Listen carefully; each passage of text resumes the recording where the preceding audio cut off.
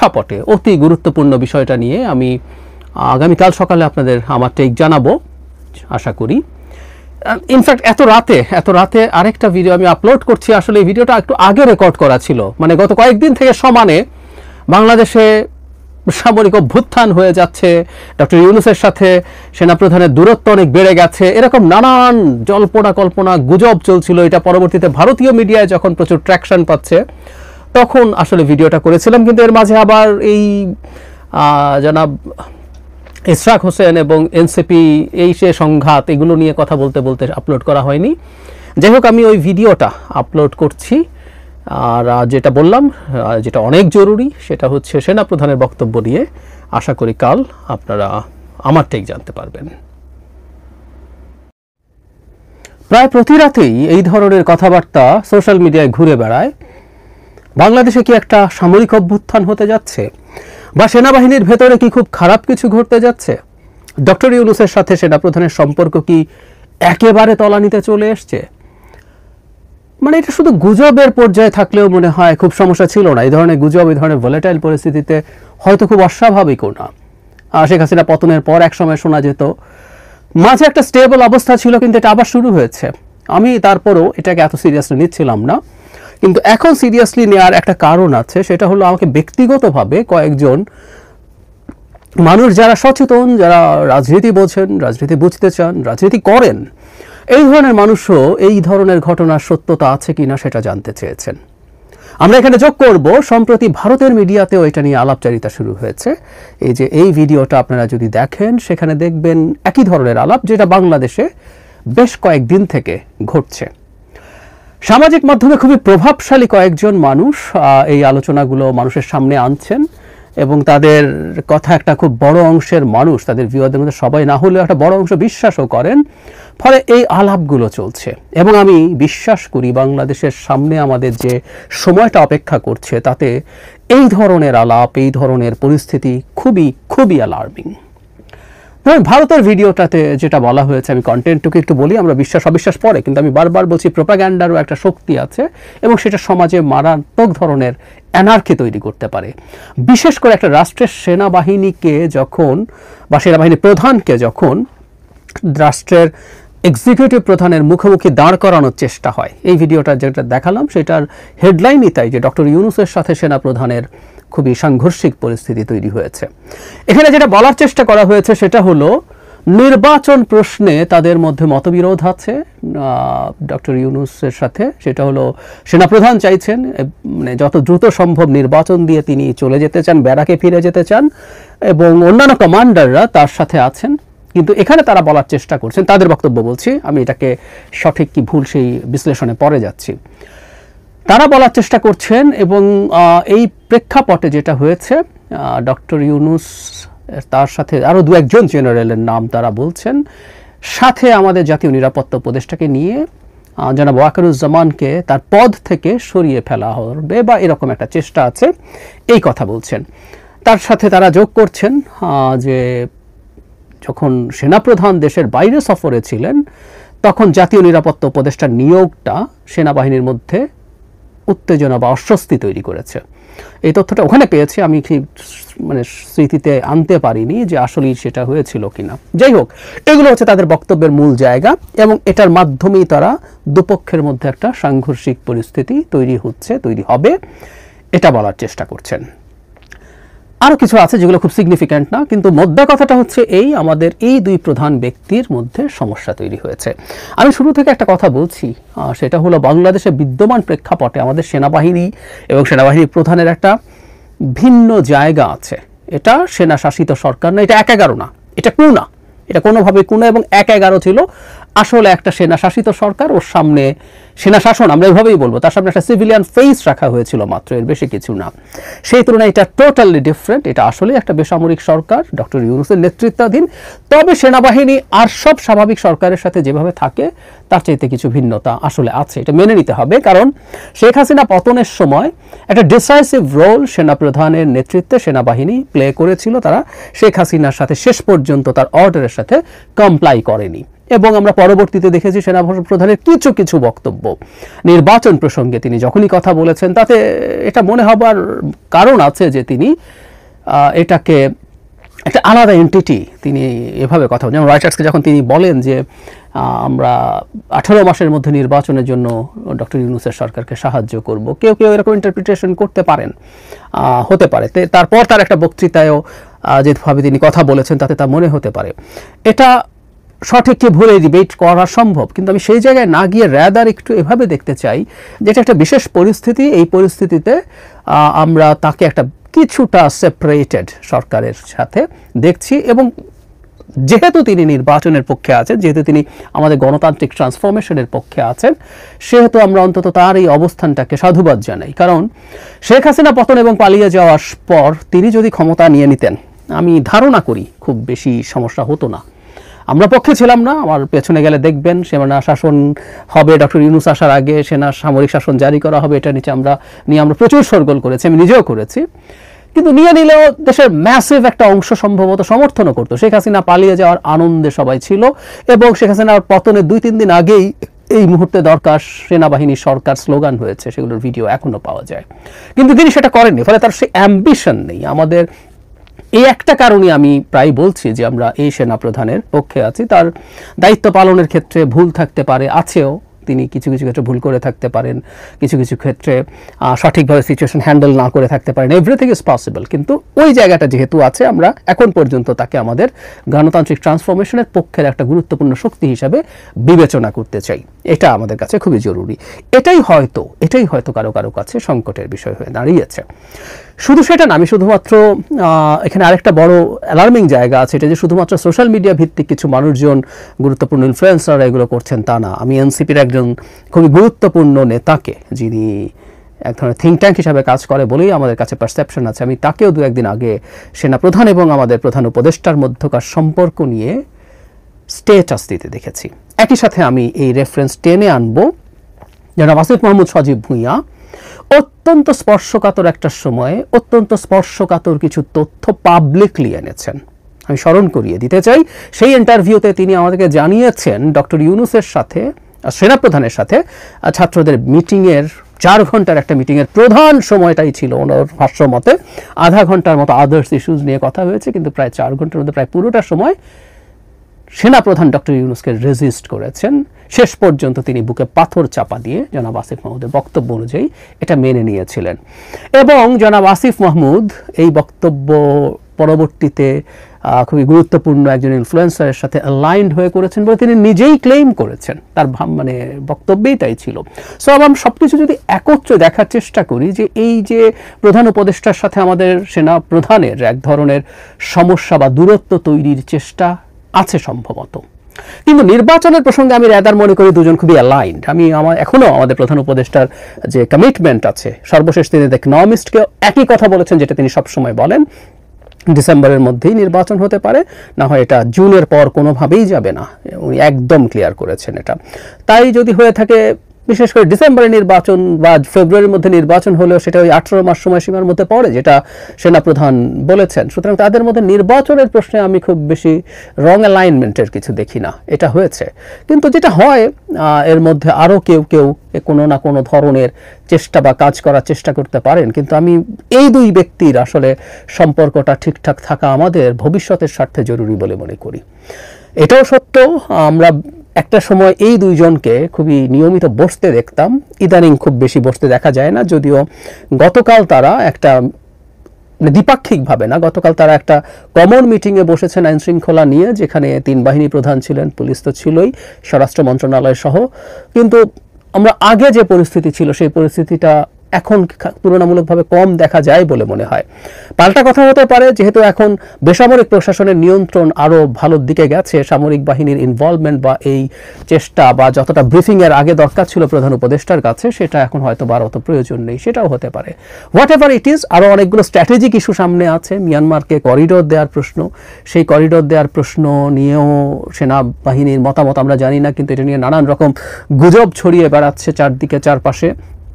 এবং সরকারের বেসামরিক সরকারের উপদেষ্টা পরিষদের দিক থেকে যা বলা হচ্ছে, সেনাবাহিনী আসলে এই ব্যাপারে কী ভাবছে এটা আমাদের জানার কথা না, কিন্তু নানান রকম তথ্য আমাদের সামনে আসছে। বিদ্যমান প্রেক্ষাপটে আমি মনে করি, যেহেতু আমি এসব নিয়ে এই ধরনের গুজব নিয়ে কথা বলি না, কিন্তু যেহেতু আমি বলেছি শুরুর দিকেই যে বাস্তবেই আমাকে কয়েকজন জিজ্ঞেস করেছেন যারা পলিটিক্যালি কনসিয়াস, পলিটিক্স বোঝেন, পলিটিক্স করেন, এরকম কেউ কেউ যথেষ্ট শিক্ষিত মানুষ, তারা মাঝে মাঝে রাতে হঠাৎ করে ওখানে এটা হচ্ছে ওটা হচ্ছে একটা ছবি দিয়ে বলছে ওখানে ওই হচ্ছে সেই হচ্ছে, এগুলো ছড়িয়ে বেড়াচ্ছে। আমি নিজেও কেউ কেউ শেয়ারও করেছে এ ধরনের কিছু দিয়ে। সো চলছে এগুলো সমাজের বা আমাদের রাষ্ট্রের নিরাপত্তা, আমাদের ভবিষ্যতের যে পথরেখা আছে আমাদের গণতান্ত্রিক ট্রান্সফরমেশনের, তার জন্য সত্যিকার অর্থেই খুবই ঝুঁকি তৈরি করে বলে আমি মনে করি। এই প্রেক্ষাপটে খুবই উচিত হবে আমাদের প্রধান উপদেষ্টা এবং আমাদের সেনাপ্রধান তাদের মধ্যকার যে দূরত্ব যদি থেকে থাকে, খানিকটা আমি জানি না, দ্বিমত যদি থেকে থাকে, দ্বিমত থাকবেই, কিন্তু সেটা যাতে খুবই খারাপ পর্যায়ে না যায়, অন্তত যদি এটা মিথ্যাও হয়ে থাকে, তাদের দুজনের কিছু কাজ করা দরকার যেটার মাধ্যমে জনগণের সামনে তারা এই বার্তা দিতে পারেন যে তাদের সম্পর্কে যে কথা প্রচলিত হচ্ছে, ছড়ানো হচ্ছে, এটা ভুল। আমি আবারও বলি, হতে পারে তাদের মধ্যে কোনো দূরত্ব তৈরি হতে পারে এবং সেটা খারাপ পর্যায়ে গিয়ে থাকতে পারে, সেটা হলেও উচিত হবে তাদের দিক থেকে এই জিনিসগুলো মিটমাট হয়ে যাওয়া এবং সেটা জনগণের সামনে প্রকাশিত হওয়া। আর যদি সেটা না হয়, যদি জাস্ট গুজব হয়, আমরা জানি যে এখানে যেহেতু দুটো পাওয়ার সেন্টার আছে যারা মাঝখানে খেলতে চায় ডক্টর ইউনূস সেনাপ্রধানের মধ্যে, যাতে তাদের কিছু ভেস্টেড ইন্টারেস্ট তারা ফুলফিল করতে পারে, সেরকম যারা খেলতে চায় তাদেরও উদ্দেশ্য থাকতে পারে যে সম্পর্কে সমস্যা নেই, কিন্তু তারা এটাকে স্প্রেড করছেন। এবং যেহেতু এই স্প্রেড করার টুল তাদের হাতে যথেষ্ট আছে, সেই ক্ষেত্রেও এই দুজনের উচিত হবে তারা তাদের সলিডারিটি আছে, তাদের আন্ডারস্ট্যান্ডিং ইজ ওকে, ইনট্যাক্ট, এটা জনগণের সামনে দেখানো এটা খুবই জরুরি বলে আমি মনে করি। না হয় গুজব যেভাবে ছড়াচ্ছে এটা আমাদের জন্য ঝুঁকির পরিস্থিতি তৈরি করবে। আর এইখানে যেটা হয়, এই পরিস্থিতিতে ভারতও খুবই আনন্দের সাথে মাঠে নেমে গেছে, এটা আর কন্টিনিউ করবে যদি আমাদের দিক থেকে এই জিনিসগুলোর মোটা দাগে একটা মিটমাট না হয়। যারা সচেতন মানুষ তারা নিজেরাও নানান রকম খোঁজ খবর করেছেন নিশ্চয়ই। এটা একটা ফলো আপ দরকার আছে, কারণ স্বরাষ্ট্রমন্ত্রী এটা নিয়ে কথা বলেছেন। স্বরাষ্ট্র উপদেষ্টা, আমরা সহজে মন্ত্রী বেরিয়ে যায় অভ্যাসের কারণে। যাই হোক, উপদেষ্টা যেটা বলেছেন একটু শুনি, তারপর আসলে এই ব্যাপারটা নিয়ে আরেকটু কথা বলে রাখা দরকার, কারণ এটা বাংলাদেশের জন্য একটা বড় নিরাপত্তা ঝুঁকি তৈরি করতে পারে। ওনাকে যখন জিজ্ঞেস করা হয়েছিল সাংবাদিকদের সামনে জিজ্ঞেস করছেন, সম্প্রতি বান্দরবানের রেমাক্রিতে বৈশাখী উৎসবে মিয়ানমারের বিদ্রোহী গোষ্ঠী আরাকান আর্মির একটি ভিডিও সামাজিক যোগাযোগ মাধ্যমে ছড়িয়ে পড়া প্রসঙ্গে সাংবাদিকরা জানতে চাইলে স্বরাষ্ট্র উপদেষ্টা বলেন, এখন দেখতে হবে আরাকান আর্মি ফাইট করতেছে অনেক দিন যাবত, এদের অনেকে এপারে বিয়ে করে ফেলেছে, এটা অস্বীকার করার কিছু নেই, কিন্তু যে হারে ভিডিওতে আসছে বিষয়টা তা নয়। টিকটক ভিডিও অনেকভাবে করা যায়, সবটা যে সত্য তা না, আবার সবটা যে মিথ্যা তাও না, এটার ক্ষেত্রে আপনাকে ব্যালেন্স করতে হবে। আপনারা কেউ বুঝেছেন? আমি বুঝিনি, আমি আসছি। উনি আরো বলেন, আরাকান ওই বর্ডারটা ডিফিকাল্ট বর্ডার, আমরা তো মিয়ানমারের সঙ্গে যোগাযোগ রাখি, কিন্তু বর্ডারটা দখল করে রেখেছে আরাকান আর্মি।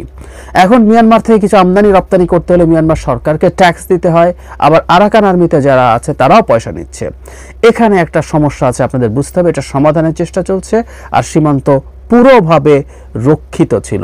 আমি ওনার ওই আগের অংশটা আবারও বলি, এখানে দেখতে হবে আরাকান আর্মি ফাইট করতেছে অনেক দিন যাবত, এদের অনেকে এবারে বিয়ে করে ফেলেছে, এটা অস্বীকার করার কিছু নেই, কিন্তু যে হারে ভিডিওতে আসছে বিষয়টা তা নয়। টিকটক ভিডিও অনেকভাবে করা যায়, সবটা যে সত্য তা না, আবার সবটা যে মিথ্যা তাও না, এক্ষেত্রে আপনাকে ব্যালেন্স করতে হবে। জনাব জাহাঙ্গীর স্বরাষ্ট্র উপদেষ্টা পরেও যেটা বলেছেন, হ্যাঁ, মিয়ানমারের সাথে এখন যে কোনো ধরনের ব্যবসা বাণিজ্য, আমদানি রপ্তানি আরাকান আর্মিকে এটা পার্ট করতে হবে, উপায় নেই। আপনি যখন বৈধভাবে ইম্পোর্ট করছেন সেটা যেদিক দিয়ে আসতে যাবে, এখানে যেহেতু এই অঞ্চলটা তাদের দখলে আছে, আরাকান আর্মিকে টাকা পয়সা দিতে হবে, এটা ট্রু। আরাকান আর্মির লোকজন এই পারে বিয়ে করে থাকতে পারে, কারণ জাতিগতভাবে প্রচুর সিমিলারিটি আছে। আমরা তো আসলে একটা বর্ডার টেনে দেই, রাজনৈতিক বর্ডার, কিন্তু পৃথিবীর দেশে দেশে আছে, বিভিন্ন জাতিগোষ্ঠী বিভক্ত হয়ে গেছে। আমি একদিন বেশ আগে কুকি চীনদেরকে নিয়ে আলাপ করতে গিয়ে দেখিয়েছি, এর অধীনে যে 50টার মতো জাতিসত্তা আছে তারা 3টা দেশে বিভক্ত হয়ে পড়েছে ঘটনাচক্রে।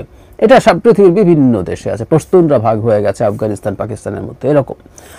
তো ফলে যেটা হয়, তাদের মধ্যকার যে ব্রাদারহুড, তাদের মধ্যকার যে আত্মীয়তার বন্ধন, ওগুলো হাজার হাজার বছরে তৈরি হওয়া, ওগুলো মুহূর্তে শেষ হয়ে যায় না, ওগুলো আসলে শেষ করে দেওয়া যায় না। তারা বিয়ে করেছেন, এটাও সত্য, হতেই পারে।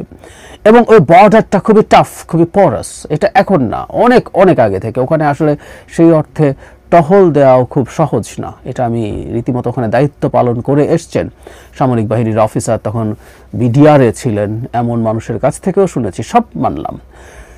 কিন্তু তারা আসছেন, তারা 10 কিলোমিটার ভিতরে ঢুকেছেন, তারা সেখানে একটা উৎসবে পার্টিসিপেট করছেন এবং তারা আরাকান আর্মির সিম্বল, লোগো, অস্ত্রশস্ত্র নিয়ে ঢুকেছেন। ভয়ঙ্কর সমস্যা কিন্তু ওই জায়গায়। এবং আরও সবচেয়ে জরুরি কথা, যেটা বিভৎসতম বলবো আমি, সেখানে বিজিবি প্রেজেন্ট ছিল, বিজিবি সামনে এই ঘটনাগুলো ঘটেছে। বিজিবি বলেছেন তারা নিরাপত্তার পরিস্থিতি দেখার জন্য সেখানে গেছেন। তার মানে বিজিবি ওখানে নিরাপত্তা বিধান করছে। আমাদের যেমন বিভিন্ন রাষ্ট্রীয় প্রোগ্রাম হয়, মিছিল হয়, পুলিশ বা আইন শৃঙ্খলা রক্ষাকারী বাহিনী সেগুলোকে পাহারা দেয় যাতে সেগুলো সুচারুভাবে ঠিকঠাক মতো ঘটতে পারে। তার মানে আরাকান আর্মির একটা জলকেলি উৎসব, সেটাকে বিজিবি পাহারা দিচ্ছে সব ঠিকঠাক রাখার জন্য। এবং আবারও বলছে তারা আরাকান আর্মি হিসেবে ওখানে এসছে। এখানে কেউ বিয়ে করে ফেলেছে, লুকিয়ে 2-4 জন এসে এরকম একটা পার্টিসিপেট করে চলে গেল, আমরা চিনলাম না, ও তো আরাকান আর্মি, এটা এরকম না। এটা তারা আরাকান আর্মি জানান দিয়ে এসছে, এই কথা আমি আবারও বলতে চাই, তারা জানান দিয়ে এসছে।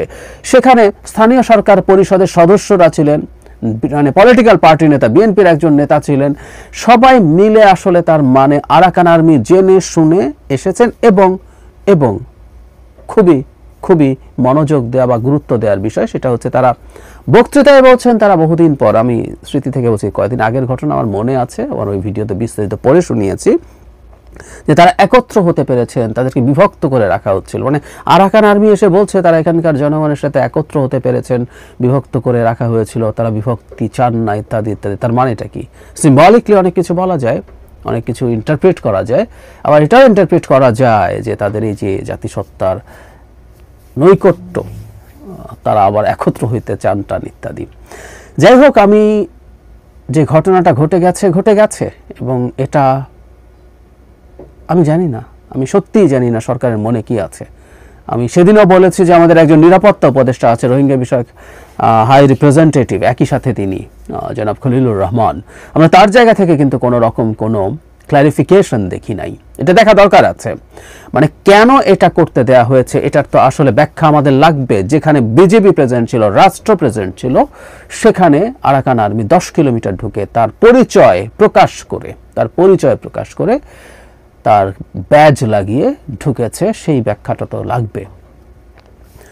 আমরা ছেলে খেলা যেন না করি, কারো কোনো রকম কোনো খোয়াব পরিপূর্ণ করার জন্য, কারো প্ররোচনায়, কারো উদ্দেশ্য সফল করার জন্য এই ধরনের বিষয়কে এখানে এনে আমাদের জাতীয় নিরাপত্তা, আমাদের সার্বভৌমত্বের প্রতি হুমকি তৈরি করা, এগুলো যেন কোনোভাবেই না হতে পারে। আমাদের সতর্ক থাকতে হবে। আমি তাদেরকে আহ্বান জানাই না, কারণ যে মানুষগুলো এই ধরনের কাজ করবে তার নিজস্ব পেটি গেইনিংয়ের জন্য তারা করবে, তাদেরকে আমরা আসলে এখান থেকে রোধ করতে পারবো। কিন্তু আমরা জনগণ যদি সচেতন হই, আমরা জনগণ যদি এই ব্যাপারে প্রতিবাদী হই, তাহলে এসব বন্ধ হবে। ওই ভিডিওতে বলেছি, তাই রিপিট করছে না, তারপর ওইখানকার 2-3টা কথা একটু বলে শেষ করি, অনেকে হয়তো এটা দেখেননি। আমরা প্রথম থেকে বলে আসছি, যখন রাখাইন প্রভিন্সটা আরাকান আর্মির দখলে গেল, তখন আমরা বলেছি যে আরাকান আর্মির সাথে একটা ইনফর্মাল যোগাযোগ থাকতে হবে। এটা অনেকেই বলেছেন এবং এটা উচিত, কারণ ভবিষ্যতে রোহিঙ্গাদের কপালে কি আছে, কি হবে, এটার জন্য আসলে আরাকান আর্মির সাথেও একটা ডিল লাগবে। জান্তা সরকার তো আছেই, কারণ আমরা এখনও আসলে জানি না জান্তা সরকার ইভেন এই জায়গাগুলো রিক্যাপচার করতে পারবে কি না, সেটাও প্রশ্ন আছে। এটা তারা আগেও করেছিল, হারানোর পর আবার দখল করেছে, আবার নাও পারতে পারে। এটা একটা খুবই শিথিল কনফেডারেশন হয়ে যেতে পারে মিয়ানমার, এবং সবচেয়ে এক্সট্রিম পসিবিলিটি হচ্ছে এটা একটা পৃথক দেশ হয়ে যাবে। যদি যেটাই হোক না কেন, ওই যোগাযোগ থাকবে। কিন্তু তাই বলে তার সাথে আমরা ফর্মালি এই রকম তাকে বাংলাদেশের মাটিতে এনে দেব এবং একটা হিউম্যানিটেরিয়ান করিডোরের কথা বলা হচ্ছে, সেটা আমরা দিয়েছি কিনা গোপনে গোপনে, ভেতরে ভেতরে, সেইগুলোর নিশ্চিত না হওয়া অবস্থায় এসব জিনিস কোনোভাবেই আমাদের জন্য ঠিক হবে না। এটা বড় ঝুঁকি করবে এবং এটা বাংলাদেশকে একটা পোটেনশিয়াল টার্গেটে পরিণত করবে মিয়ানমার জান্তা সরকারের। আবার এই জিনিস যদি চর্চা শুরু হয়ে যায়, আরাকান আর্মি তার দিক থেকে এগুলো চাইতে থাকবে, কোনো একটা পর্যায়ে এটা বন্ধ করাও তখন টাফ হয়ে যাবে। সো সব কিছু মিলে এই ধরনের খুব বাজে ধরনের ইম্যাচিওর অ্যাডভেঞ্চারিজম সরকারের দিক থেকে যেন না হয়। আমরা অন্তত সতর্ক থাকবো, আমরা শোরগোল করব। আমি এর কথা আবারও বলি, আমরা এই সরকারের মধ্যে কারো মধ্যে এই ধরনের প্রবণতা দেখছি। তারা কোনো না কোনোভাবে এই সরকারের হয়ে তারা কিছু একটা ঘটাতে চান, কিছু একটা করতে চান, বাই উইচ এই সরকারের টেনিওরটা এক্সটেন্ড করে। এই প্রবণতা এই সরকারে কারো মধ্যে আছে। এটা কোনো গোপন খবরের বিষয় না, এটা আসলে নানাভাবে প্রকাশিত হয়েছে। কেউ এক্সপ্লিসিটলি বলে ফেলেছেন, কেউ হালকা ঢঙে বলেছেন। সুতরাং আমরা এভাবে যদি চিন্তা করি যে এখানে যদি একটা বাংলাদেশ কেওসের মধ্যে জড়িয়ে যায়, আধা যুদ্ধ বা সীমান্ত সংঘর্ষের মধ্যে জড়িয়ে যায়, তাহলে তো সরকারকে ক্ষমতায় রাখার একটা ভালো বাহানা তৈরি হয়। তখন নির্বাচন পিছিয়ে দেয়া, নির্বাচনের পর যারা ক্ষমতায় আসবে তারাও এই অবস্থায় সরকারে যাব কিনা নানান রকম হিসাব নিকাশ শুরু হবে। কৌশল হিসেবে খারাপ না, এটা করবে না আমি মনে করি না। যারা এই সরকারে আছে তারা প্রত্যেকেই দেশকে ভালোবাসেন নিজের চাইতে, আমি সেটা মনে করি না। নার্সিসিস্টরা যদি থেকে থাকেন, আমি ধারণা করি আছে।